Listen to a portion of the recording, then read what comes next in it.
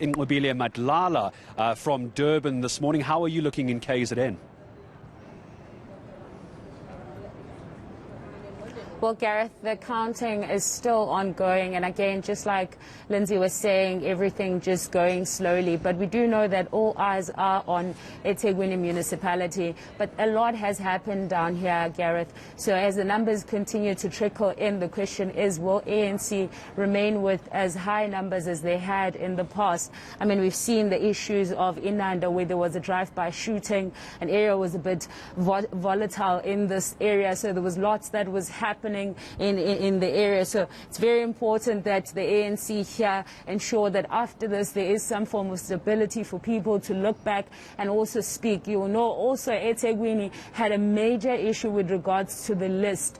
Now, the people here had said that there were a number of people that were imposed to them, candidates they did not fight for, and so they did not vote for, and so they wanted the ANC to resolve this. And this was one of their major issues. As we went to the polls, they were saying that it needs to be resolved before going to voting. And of course, ANC coming out and saying that they will resolve it soon as voting is done. So as the numbers trickle in, the question is, are the people that were very disgruntled, will this show that there was some disgruntledness in terms of numbers? I mean, we've seen in some areas that the people that had said that they were unhappy, they decided to vote.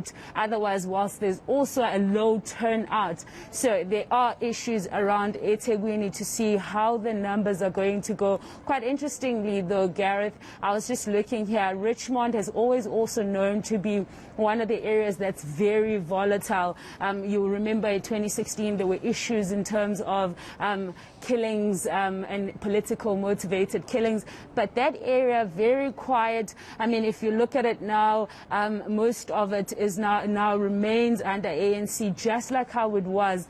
So interestingly, the ANC doing very well there to keep its voters. So quite the opposite of what was happening in eThekwini, where people were more disgruntled. Richmond a bit more quiet, and we, of course, were looking at Umsunduzi. You remember that when we covered Copsville, a lot of people saying there that they were unhappy with the way that they were governed. A lot of service delivery issues, of course, ANC losing some of the votes because of that. Some of the areas that we spoke to, some of the people speaking to us and telling us how difficult it was for them to live without the basic of needs. But ANC is still in control of that area, but we're seeing DA, of course, making inroads in that area in Umsunduzi. And you'll remember Umsunduzi, of course, includes the capital of KZN, but DA also having a field trip there as they gain more and more momentum.